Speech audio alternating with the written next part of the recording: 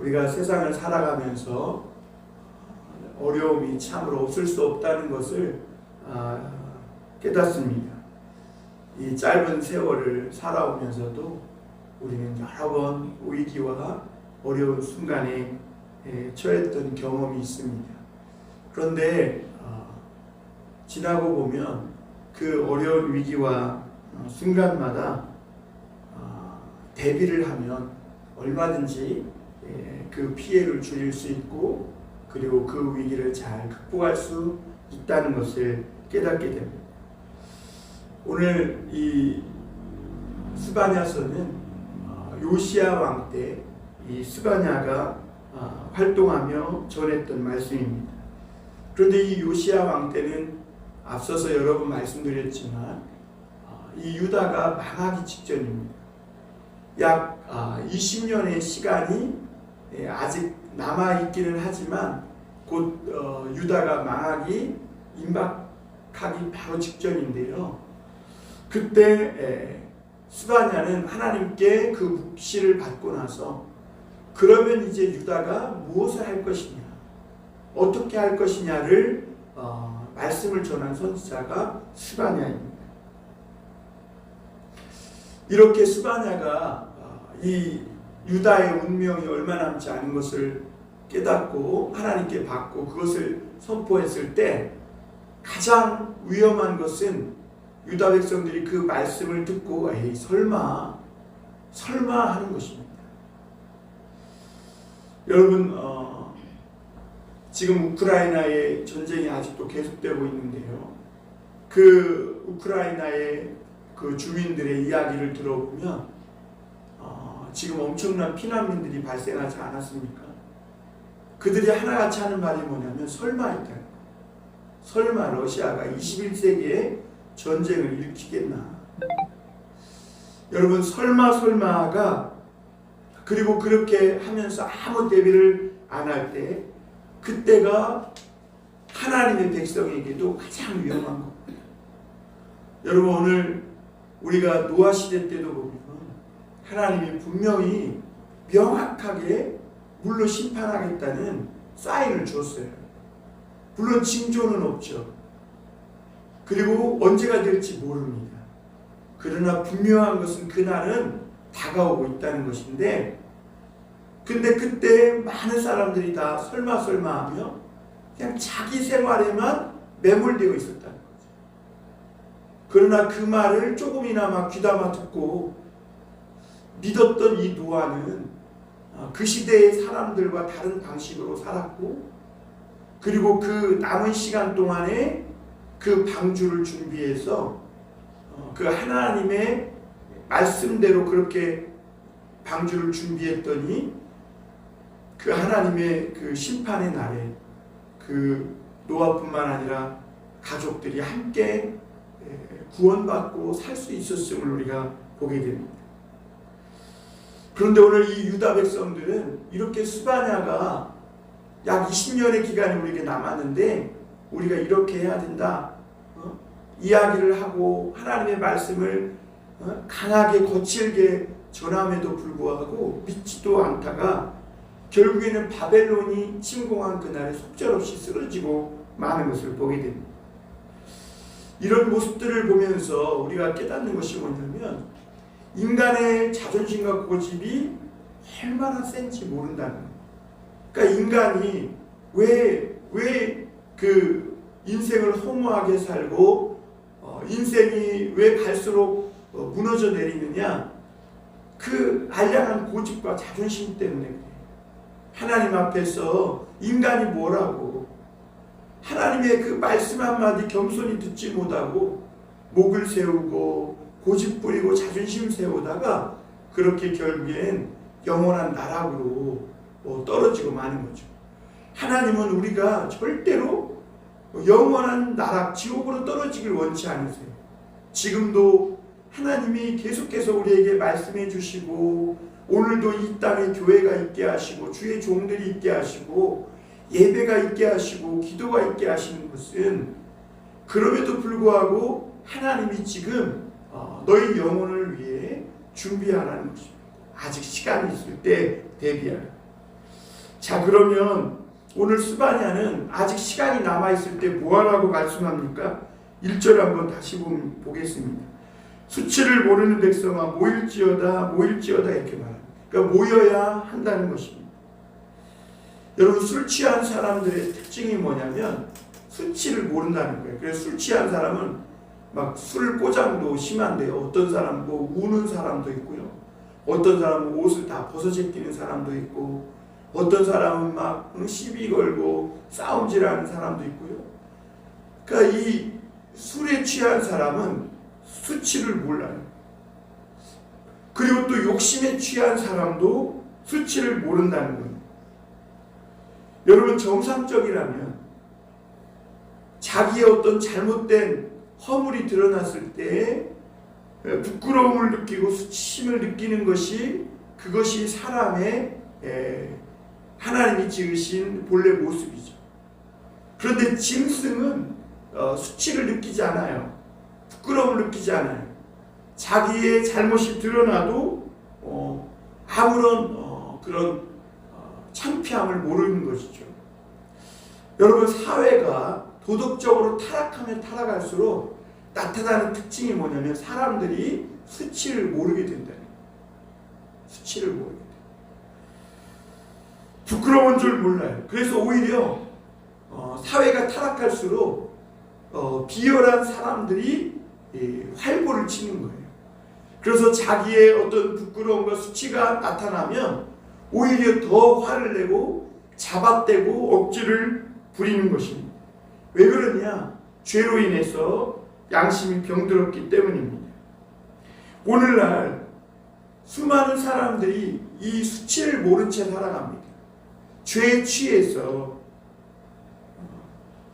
잘못이 드러났음에도 불구하고, 옛날에는 이런 잘못이 드러나면 고개를 숙이고 자리에서 물러나거나 부끄러움을 알고 빌기라도 했는데, 오늘날은 오히려 이런 수치가 드러나면 더 잡아떼고 너는 잘못 없느냐 큰 소리치고, 그리고 궤변을 드러나요. 그러니까 오늘날의 시대 풍속이 이래요. 이게 망조인 겁니다. 이게 망조예요. 세상에 물론 전쟁과 기근과 말세 때 이런 일들이 일어난다 그러잖아요. 사랑이 식어지고. 왜 그래요? 그 모든 일들은요, 사실 모든 것의 근원은 인간의 마음이 이미 죄악으로 타락하고 부패해 있기 때문에 그런 거예요. 그것은. 그래서 전쟁도 나고 기근도 나고 이 모든 일들이 사회적 반부패적인 일들이 일어나는 것입니다. 요즘 사람들에게 양심이라는 것이 참 무가치하게 되었습니다. 옛날에는 그래도 이 양심을 지키기 위해서 자기가 어려움 당하고 손해보는 것을 마다하지 않았거든요. 그런데 요즘은 돈 몇 푼에 양심 팔아먹는 걸 너무나 쉽게 생각합니다. 그러니까 양심은 세상에서 제일 가치 없는 것으로 되어버렸어요. 그리고 양심을 지키는 것이 바보예요. 양심을 지키고 곧게 행하는 사람은 융통성 없는 사람이 되고 마치 혼자만 잘난 척하는 이런 사람으로 취급되기 일쑤인 것입니다. 그런데 여러분, 하나님 앞에서 제일 무가치한 사람이 누구냐면 양심이 죽은 사람입니다. 양심이 죽고 수치를 모르는 사람은 하나님 앞에서 어떤 세상에서 성공을 거두고 뭐 대단한 업적을 쌓은 것 같아도 그 사람은 하나님 앞에 완전히 무가치합니다. 왜 다윗이 하나님 앞에 침상을 눈물로 적셨습니까? 그가 하나님 앞에 죄짓고도 그것을 숨기고 양심이 죽은 자처럼 모른 척하고 그렇게 거짓말을 더해갔다가 들켰기 때문이잖아요. 여러분, 말씀의 은혜를 받을수록 살아나는 것이 우리 내면에 숨겨진 양심이라고 성경은 말하고 있고, 그래서 이 말씀의 은혜 받고 양심이 살아나고 그렇게 하나님의 사람으로 성숙하고 변화되면 변화될수록 죄에 대한 수치심을 더 깊이 더 예민하고 민감하게 느끼게 된다는 겁니다. 그래서 지은 죄를 작은 죄라도 회개하게 되고 범사에 솔직하고 정직한 사람이 되는 것이죠. 그리고 무엇보다 하나님을 믿는 백성들에게 이 영적 감각이 되살아나면서 들리지 않던 하나님의 음성이 들리기 시작합니다. 그리고 우리 마음속에는 전에는 그렇게 도망치고 싶었던 이 하나님의 말씀이 이제는 그렇게 달고 꿀송이 같고 그리고 순종하고자 하는 마음이 자발적으로 나도 모르게 그 영혼 깊은 곳에서 나타나게 되는 것을 보게 됩니다. 에베소서 4장 17절 18절을 제가 한번 읽어드리겠습니다. 에베소서 4장 17절 18절입니다.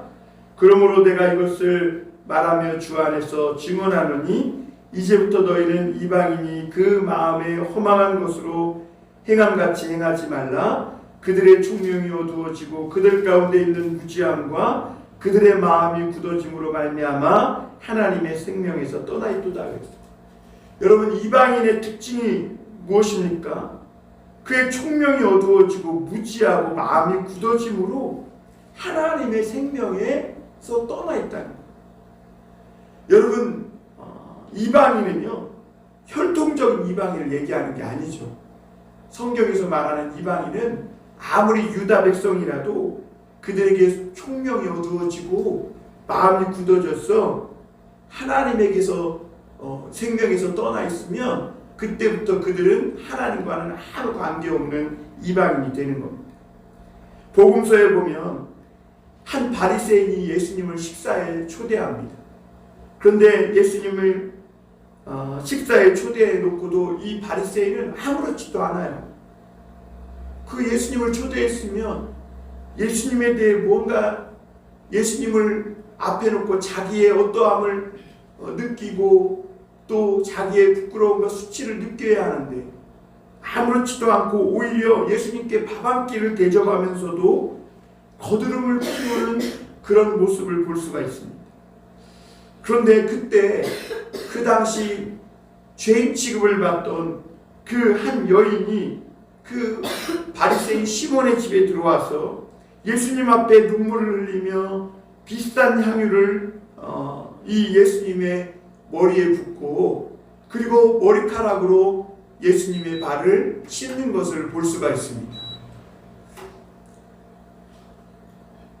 이 여인이 그렇게 한 이후에는 여인은 이 예수님을 볼 때 자기의 죄를 보게 되었고 그리고 이 여인에게는 눈물이 있었고 예수님에 대한 이 죄 용서함 받은 거에 기쁨이 있었고 그리고 그 주님 앞에서 자기는 얼마나 큰 죄인이라는 것을 깨닫고 그리고 장차 그 예수님이 이 자기의 죄를 사하기 위해 십자가에 달려 죽으실 거라는 그 말씀을 믿고 그 주님 앞에 자기의 모든 것을 쏟아내는 것을 볼 수가 있습니다.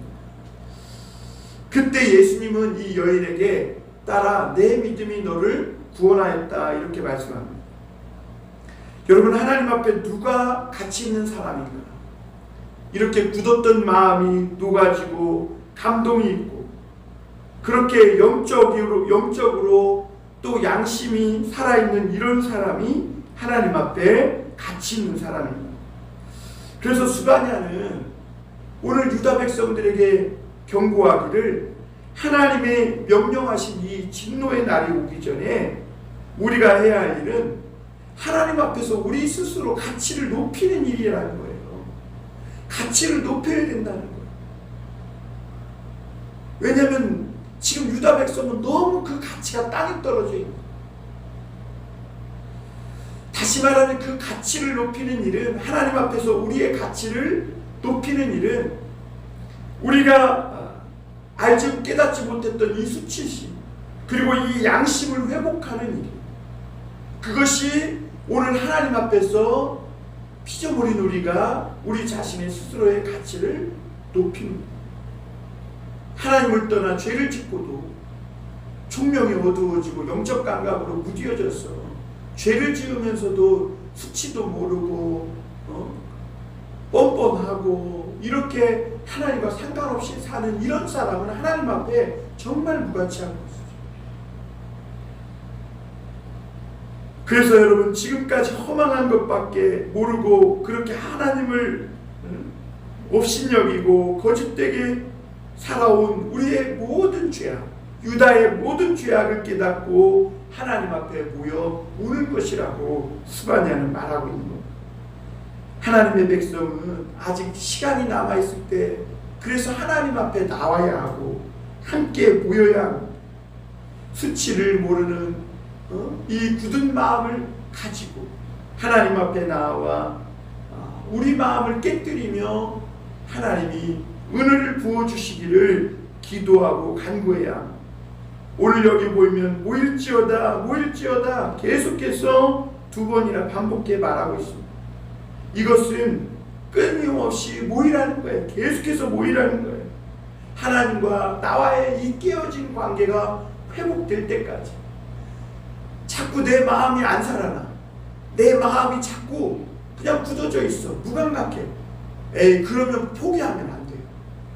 그것이 하나님 앞에 깨어질 때까지. 그래서 하나님과의 관계가 회복되어서 마치 나와 하나님과의 관계가 밀착되어 있는 그 느낌이 올 때까지 그 하나님 앞에 나와서 자꾸 모여서 기도하고, 그래서 영적인 감각이 살아나고 죄에 대한 수치심과 양심이 살아날 때까지 하나님 앞에 모여 울라는 것입니다. 그것이 이 아직 시간이 남아있을 때 우리가 할 수 있는 유일한 길이라는 겁니다. 그리고 그렇게 하면 하나님이 그때 은혜를 주시는 것입니다. 그리고 오늘 또 한 가지는 아직 시간이 남아있을 때 하나님의 이 심판의 명령이 시행되기 전에 겸손해져라 이렇게 말합니다. 오늘 2절 보겠습니다. 명령이 시행되어 날이 겨같이 지나가기 전 여호와의 진노가 너희에게 내리기 전 여호와의 분노의 날이 너희에게 이르기 전에 그리할지어다 이렇게 말합니다. 여러분, 여기에 명령이 시행되어 날이 겨같이 지나가기 전 그래요. 여러분, 겨가 뭔지 알죠?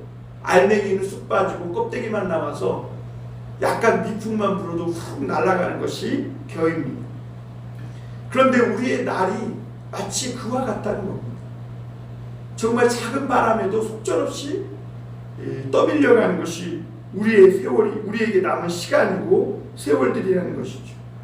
그런데 그런 아주 가벼운 겨같이 지나가는 이 시간을 하나님이 명령이 시행되기 전에 너희가 겸손해져서 하나님 앞에 그렇게 나오라고 말씀하고 있는 겁니다. 왜냐하면 선지자가 말하는 앞으로 임할 이 재앙은 단순한 자연재해나 전쟁이 아니라 하나님의 명령이라고 말씀하고 있습니다. 왜 하나님이 명령합니까? 이제는 죄가 임박했다는, 죄가 관영했다는 거예요. 그래서 하나님이 죄가 임계점을 넘었기 때문에 이 쓰레기통을 비우고 깨끗이 속을 씻어내겠다, 주님이 명령하신 것이죠. 여러분, 우리 하나님의 백성들에게는요, 죄를 지을 때마다 하나님이 그때그때 책망하시는 것이 좋아요. 하나님이 그때그때 간섭하시지 않고 책망하지 않고 그냥 놔두시면 그 죄가 차오르면 반드시 하나님이 엄청난 방법으로 그 차오른 죄악을 비워내시기 때문에 그때는 우리가 감당하기 어려운 것입니다. 여러분, 유다는 오랫동안 우상 숭배뿐만 아니라 온갖 폭력과 또 이웃을 향해 짓밟고 온갖 무정과 죄악을 계속해서 행하며 탐욕에 찌든 삶을 살아왔습니다. 그들은 그때마다 사실 징계를 받아왔어야 되는데 그들이 이렇게 막 남의 것을 빼앗고 형제를 노예로 팔고 폭력을 행하고 해도 아무런 죄도 안 받고 오히려 더 잘 먹고 잘 살고 막 장수하고 이러니까 그들은 하나님이 없는 듯 더 마음이 굳어진 채 살아오게 된 거죠. 그렇다고 여러분, 정말 하나님이 안 계십니까? 그렇다고 하나님의 심판이 없습니까? 하나님이 오래 참으시는 거죠. 그런데 결국에는 하나님이 이 유다의 죄를 방치한 것 같은데 그게 아니라 죄를 하나하나 다 쌓아놨다가 이제는 하나님께서 명령하신 거예요. 그리고 그날에 하나님이 싹 다 청소하고 치우시겠다고 말씀하는 것이죠. 여러분, 우리가 여기서 주목할 것은 하나님의 이 진노의 대상이 다른 어떤 이방 사람들이 먼저 나오는 게 아니라 하나님의 백성 유다가 먼저라는 것을 기억해야 합니다. 여러분, 우리가 속에 있는 죄악을 비워내고 깨끗이 씻기 위하여 하나님 앞에 모여 겸손히 나아가야 합니다. 그렇게 깨끗하고 거룩해질 때 가치 있는 존재가 되고 망하지 않는 그런 길을 하나님께서 우리에게 보여주시는 것입니다. 자존심이나 사람의 인정을 바라고 진실하지 못하면 그 사람은 하나님 앞에 아무것도 아니라는 겁니다. 그래서 이 스바냐는 오늘 너희가 살 수 있기 위해 하나님께 구하라 3절 말합니다.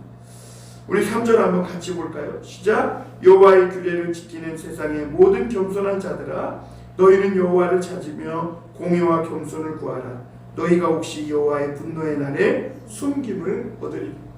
여러분, 하나님이 심판하고 진노하시는 날에 구원받는 길은 하나님 앞에 숨김을 얻는 겁니다. 그 진노가 지나가까지 하나님의 방공호 거기에 숨어서 이 엄청난 재앙이 지나갈 때까지 숨김을 받는 겁니다. 그 숨김을 받기 위해서 유다가 할 수 있는 일이 뭐예요? 오늘 여기에 보면 여호와의 규례를 지키는 세상의 모든 겸손한 자들아 그랬어요. 그래요. 하나님의 규례를 지켜가는 거예요.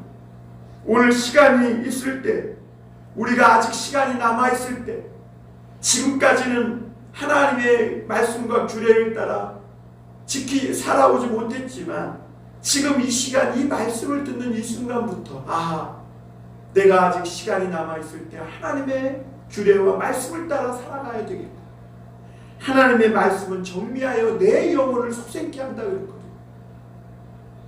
내가 굳어진 내 영혼, 내 마음을 이 하나님께 드려서 하나님의 말씀이 내 굳은 영혼을 갈아엎고, 그래서 하나님 앞에 겸손하게 주님의 말씀을 따라 살 수 있는 그런 삶이 되어야 되겠구나 결단하는 것입니다. 여러분, 심판이 임박한 시점에서 유다가 살 수 있는 길은 바로 그것 하나뿐이에요. 이 짧은 시간에 군사를 증강시키고 돈을 가지고 용병을 사고 어쩌고 저쩌고, 그런 것은 하나님 앞에 안 통한다는 것. 이들이 유일하게 살 수 있는 길은 여호와의 규례를 지키는 겸손한 자들이 되는 것입니다. 여러분, 누구든지 하나님 앞에서 오늘도 살 수 있는 길은 하나님의 말씀을 찾는 것과 기도하는 겁니다. 오늘 이 땅에 수많은 사람들이 결국 다 죽음의 낭떠러지로 나아갑니다. 그러나 이 죽음의 골짜기에서 벗어나고 살 수 있는 길을 오늘도 우리가 하나님의 말씀을 찾고 기도하고 그 하나님의 마음을 길러내는 것입니다. 사람을 의지하지 말고 하나님 앞에 우리의 문제들을 내놓아야 합니다. 그리고 오늘 스바냐는 너희가 공의와 겸손을 구하라 이렇게 말합니다. 공의는 뭘까요? 공의는요, 내 이익만 챙기지 않고 내가 그동안 살아오면서 실천하지 못했던 그런 사랑과 나눔을 실천하며 사는 것이 바로 공의입니다. 그러니까 쉽게 우리가 말하면 공의란 하나님의 축복을 나누며 사는 거예요. 하나님이 내게 주신 축복들, 물질뿐만 아니라 믿음, 소망, 사랑, 그리고 우리 안에 넘치는 기쁨과 감사, 이런 것들을 나누며 사는 것, 그것이 공의라고 말씀하고 있는 거예요.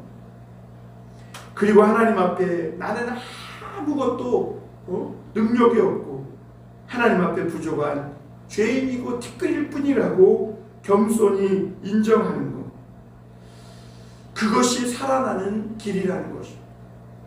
그래서 오늘 유다 백성들은 지금 죄악의 자리에서 그 죄악을 버리고 빨리 하나님 앞에로 돌아와야 했습니다. 조금도 손해보지 않으려 하고 조금도 남에게 지지 않으려 하고 조금도 남과 나누려고 하지 않을 때 그때 그것은 하나님 앞에 겸손하지 못하고 하나님 앞에 무가치한 자들이 되는 것입니다. 여러분, 하나님의 것을 가져다 쓰면서 자기만을 위해서 쓴다면 그것은 아무것도 그가 어려움 당하고 위기를 당했을 때 아무도 그를 도와줄 친구가 없습니다. 그래서 오늘 우리는 모든 것을 다 하나님께 받아 쓰는 거 아니겠어요? 그러면 그때 우리에게 이 받아 쓰는 우리에게 있는 주어진 모든 것들을 나만을 위해서 쓰지 말고 남들에게 호의를 베풀며 살아야 된다는 거예요. 예수님이 불의한 청지기 비유에서 말씀하신 것이 뭐예요?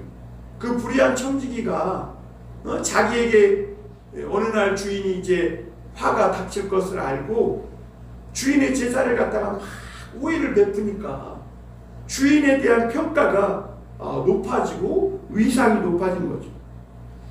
그랬더니 이 예수님께서 이 불의한 청지기가 잘한 것은 아니지만 옳은 것은 아니지만 참으로 그 행동이 지혜롭다가 하시면서 너희가 이스라엘 너희가 로마 집권 아래서 살아남기 위해서는 사랑을 베풀면서 너희가 믿는 하나님 그리고 예수님에 대한 이 이미지와 평가를 좋게 만드는 것.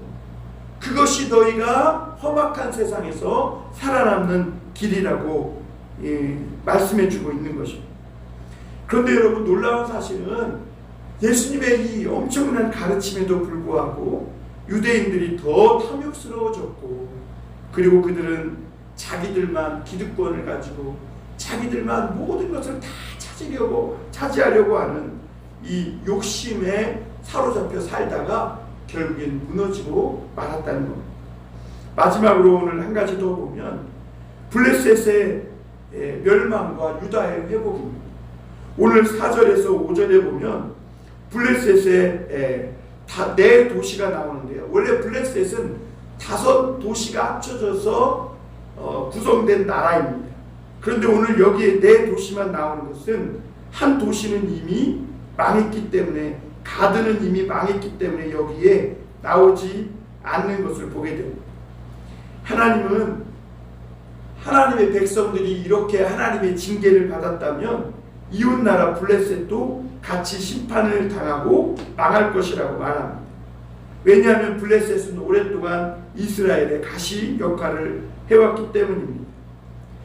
그런데 유다가 포로로 잡혀가면서 블레셋이 가시 역할을 할 나라가 없어진 것. 그러니까 결국 그들도 함께 망하는 것을 보게 됩니다. 여러분, 우리가 한번 생각해 볼 것이, 여러분, 우리가 인생을 살다 보면 어디를 가든지 나를 늘 괴롭히고 나와 잘 안 맞는 사람들이 있어요. 여러분, 교회도 그렇지 않습니까? 성도들이 뭐 이 교회 저 교회 가봐야 그 교회마다 또 나와 맞지 않는 가시 같은 사람들이 있어요. 그런데 여러분, 우리가 알아야 될 것이 나를 괴롭히는 사람이 없다는 것은 내 인생 자체가 실패하고 있다는 거예요. 왜냐하면 하나님은 항상 이 땅에서 우리가 살아가는 동안에 하나님의 백성들이 교만해지지 않게 하기 위해서, 그러니까 하나님이 사랑하는 자의 이 교만을 꺾기 위해서 가시를 늘 옆에 놓아두시거든요. 그런데 이 가시가 없어지고 막 모든 것이 내 뜻대로 되고 내 마음대로, 이것은 이미 그 인생이 실패하고 있다는 것을 반증해 주고 있는 것입니다. 우리는 가끔 분에 넘치는 너무 많은 사랑을 받다 보니까 우리가 얼마나 잘나고 똑똑한 척하고 교만해지는지 모릅니다. 그때 가시가 생겨 괴롭힘을 당하는 것이죠. 여러분, 그런데 우리가 알 것은 그렇게 가시 같은 사람을 우리가 오히려 미워하고 또 그 사람과 이렇게 좋지 않은 관계를 유지하기보다는 오히려 기도하고 때로는 그를 불쌍히 여기고 하는 것이 필요합니다. 왜냐하면 내 자신이 겸손해지면 누구와도 친구가 될 수 있기 때문에 그렇습니다. 그래서 오늘 6절 7절에 보면 읽고 정리하고 마치겠습니다. 해변은 풀밭이 되어 목자의 옷막과 양떼 우리가 거기에 있을 것이며 그 지겨운 유다 족속의 남은 자에게로 돌아갈지라. 그들이 거기에서 양떼를 먹이고 저녁에는 아스글론 집들에 누우리니 이는 그들의 하나님 여호와가 그들을 보살피사 그들이 사로잡힘을 돌이킬 것입니다. 우리가 여기서 눈여겨볼 것은 오래전 폐허가 됐던 이 블레셋 도시에 유다 백성이 돌아와서 거기서 양떼를 치고 먹이고 평안히 눕는다는 것입니다. 여러분, 유대가 블레셋과 함께 망하지만, 그리고 유다도 망하고 블레셋도 함께 망하지만, 여기서 유다 백성은 돌아오는데 블레셋 백성은 못 돌아와요. 이것이 오늘 우리가 성경에서 깨달아야 할 것이죠. 하나님의 백성에게는요, 고난의 연단은 있어도 완전히 망하는 것은 없습니다. 그러나 여러분, 믿지 않는 자에게는요, 고난이 아니라 그 고난 자체가 심판이 되는 겁니다. 그런데 여러분, 오늘 또 한 가지 우리가 한 걸음 나아가서 깨달을 것은, 우리 믿는 자들이 이렇게 하나님 앞에 하나님과 함께 고난을 받고 연단을 받아 변화되면 그 가시같이 역할을 했던 이 블레셋 같은 사람들도 까지도 변화된다 하는 것이죠.